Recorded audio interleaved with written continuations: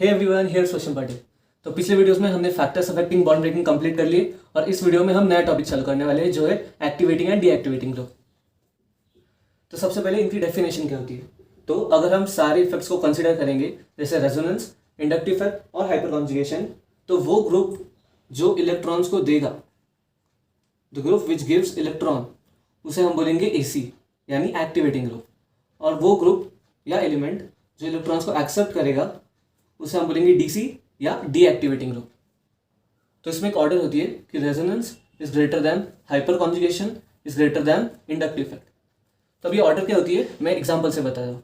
तो अगर मैंने ऐसा बेंजीन निकाल दिया और उस पर OH लगा दिया, तो अभी यहाँ पे लोन पेयर है तो ऐसा रेजोनेंस होगा, तो ये होगा +R क्योंकि लोन पेयर दे रहा है, और यहाँ पे क्योंकि वो इलेक्ट्रोनेगेटिव है तो ये होगा -I। तो अब +R यानी इलेक्ट्रॉन दे रहा है, -I यानी इलेक्ट्रॉन ले रहा है, तो हमें कैसे पता चलेगा ये एसी है या डीसी।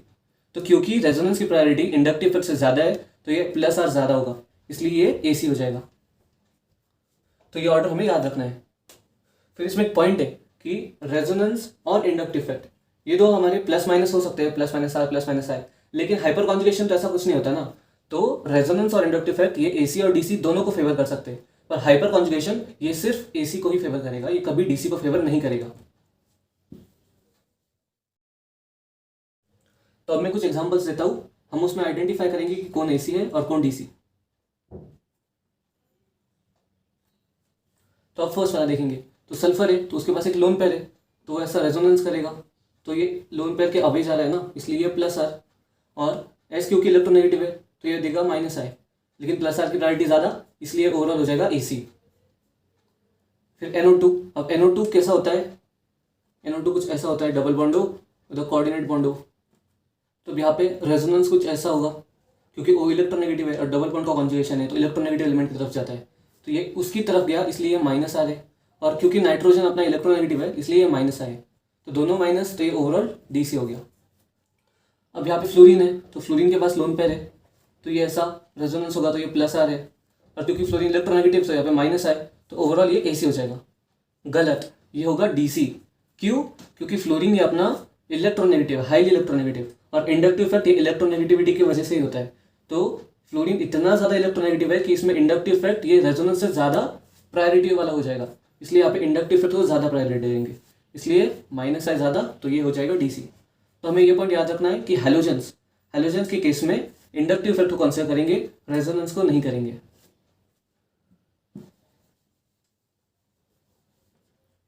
तो अभी हमने एग्जांपल्स देखे जिसमें हमने रिकॉग्नाइज किया कि कौन एसी है कौन डीसी। अब हम एग्जांपल देखेंगे जिसमें दोनों एसी होंगे, पर कौन ज़्यादा एसी होगा ये हम पता लगाएंगे। तो अगर मैंने ये लिख दिया और दूसरा आ गया ये, तो अब दोनों एसी होंगे क्योंकि दोनों में +R है और -I है, लेकिन अगर +R ज़्यादा तो दोनों एसी, लेकिन ज़्यादा एसी कौन है। तो अब यहाँ पे कैसे होगा, ये है OR, तो R ऐसा होगा, तो ये R इस बेंजीन के साथ स्टेरिक रिपल्शन करेगा जिससे ये थोड़ा प्लेन से हट जाएगा। तो रेजोनेंस तो अभी होगा क्योंकि ये प्लेन से इतना ज़्यादा भी नहीं हटेगा, पर ये थोड़ा सा प्लेन से हट गया, इसकी वजह से रेजोनेंस थोड़ा सा लेस इफेक्टिव हो जाएगा। इसमें हाइड्रोजन है जो लेस बल्कि है R से, इसलिए इधर स्टेरिक रिपल्शन इतना होता नहीं है, इसलिए यहाँ पे रेजोनेंस पे इतना कुछ फर्क पड़ता नहीं। यहाँ पे रेजोनेंस कम हो गया इसलिए ये कम AC हो जाएगा। तो 1 इज मोर AC देन 2। तो हमने जैसे इंडक्टिव इफेक्ट में देखा था +I का ऑर्डर और -I का ऑर्डर, वैसे यहाँ पे भी एक AC और DC का ऑर्डर होता है जो हमें याद करना होता है। उसे याद करने से हमारी क्वेश्चन सॉल्विंग में आसानी हो जाती है।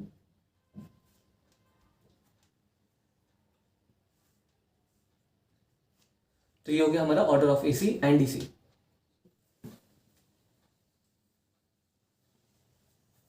अब हम देखेंगे कि AC और DC से वेरियस फैक्टर्स पर क्या असर आता है।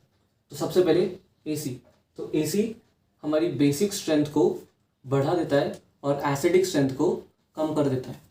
DC जो है वो हमारी बेसिक स्ट्रेंथ को कम करता है और एसिडिक स्ट्रेंथ को बढ़ाता है।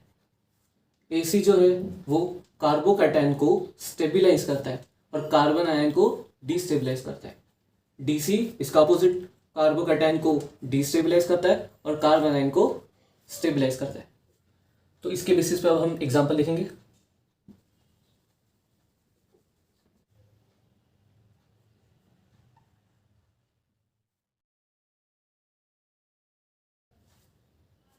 तो अब सबसे पहले हम इसे रिकॉग्नाइज करेंगे कि ये एसी है या डीसी है। तो सबसे पहले क्लोरीन, तो ये तो हैलोजन है, हमने देखा था ये डीसी होता है। ये प्लस आई देगा, रेजोनेंस यहाँ पे नहीं होगा, तो प्लस आई यानी ये एसी हो जाएगा। अब ये है NO2, तो आप बोलोगे कि यहाँ पे लोन पेयर है तो वो प्लस आर में जाएगी और ये माइनस आर देगा, और प्लस आर को ज़्यादा प्रायोरिटी, तो ये एसी होना चाहिए। लेकिन ये डीसी होगा, क्यों? एक पॉइंट यहाँ पे है जो हमें याद रखना है, क्या कि जो बेंजीन है उसका मेटा पोजिशन होता है, ये दोनों ऑर्थो होते हैं, ये मेटा और ये पैरा। तो बेंजीन के जो मेटा पोजिशंस होते हैं उस पर कभी भी रेजोनेंस नहीं होता, कभी नहीं होता, कोई भी ग्रुप आ जाए, इसलिए यहाँ पे भी रेजोनेंस नहीं होगा। तो यहाँ पे बचा क्या? सिर्फ माइनस आए, तो ये हो गया डीसी। सिमिलरली यहाँ पे भी अभी रेजोनेंस नहीं होगा, सिर्फ होगा माइनस आए, तो ये भी हो जाएगा हमारा डीसी। और यहाँ पे तो एसी डीसी कुछ है ही नहीं, ये हमारा मेन ग्रुप है, मेन ग्रुप। अब इसमें एक एसी आ गया और 3 डीसी आ गए। अब इन 3 डीसी का ऑर्डर हम देखेंगे। तो हमने ऑर्डर ऑफ डीसी में देखा था कि ये सबसे ज़्यादा होता है। अब ये दोनों भी माइनस आई की वजह से, क्लोरीन भी माइनस आई है और OCH3 भी माइनस आई की वजह से। लेकिन क्लोरीन एक हैलोजन है, इसलिए इसका माइनस आई ज़्यादा होगा, इसलिए ये डीसी ज़्यादा होगा। तो ये फर्स्ट, ये सेकंड और ये थर्ड। तो अगर हमें यहाँ पर एसिडिक स्ट्रेंथ पूछी होती तो हमें बताइए कि एसिडिक स्ट्रेंथ एसी से डिक्रीज होती है और डीसी से इंक्रीज होती है। तो उसका ऑर्डर क्या आता? अगर इसको 1 पकड़े, इसको 2, 3, 4, 5, तो सबसे ज़्यादा आ जाता 3 क्योंकि डीसी ज़्यादा है, फिर 1 आता, फिर 4 आता, फिर आता 5 और लास्ट में आ जाता 2 क्योंकि वो एसी है। ये है हमारा एसिडिक स्ट्रेंथ का ऑर्डर, एसिडिक स्ट्रेंथ। और अगर बेसिक स्ट्रेंथ पूछी होती तो इसका अपोजिट आ जाता।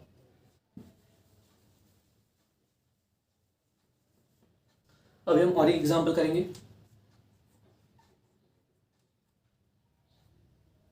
तो अभी यहाँ पर सबसे पहले हम एसी डीसी रिकॉग्नाइज करेंगे। तो ये होगा डीसी, क्लोरीन हाइड्रोजन है, ये भी डीसी और ये भी क्लोरीन, तो डीसी। और यहाँ पे कुछ नहीं, तो ये मेन ग्रुप है। तो अब इन तीनों में से ज़्यादा डीसी कौन आएगा? क्योंकि तीनों भी क्लोरीन्स है, तो ऑर्डर तो देख नहीं सकते। यहाँ पे इन तीनों में क्या डिफरेंस है? उनकी पोजीशंस डिफरेंट है। तो यहाँ पे हमें पता है कि inductive effect is distance dependent, तो माइनस आई सबसे ज़्यादा यहाँ पे होगा, फिर सेकेंड और थर्ड, इसलिए ऑर्डर क्या जाएगा? DC1, DC2 and DC3। तो अगर हमें बेसिक स्ट्रेंथ पूछ ली तो क्या आ जाएगी? सबसे पहले आ जाएगा 4th 1, फिर आएगा 3, फिर 2, फिर 1, क्योंकि डीसी अपना बेसिक स्ट्रेंथ को डिक्रीज करता है। तो एक्टिवेटिंग एंड डीएक्टिवेटिंग ग्रुप में इतना ही था। अगले वीडियो में हम आगे का पढ़ेंगे। मैं मिलता हूँ आपको अगले वीडियो में। Thanks for watching.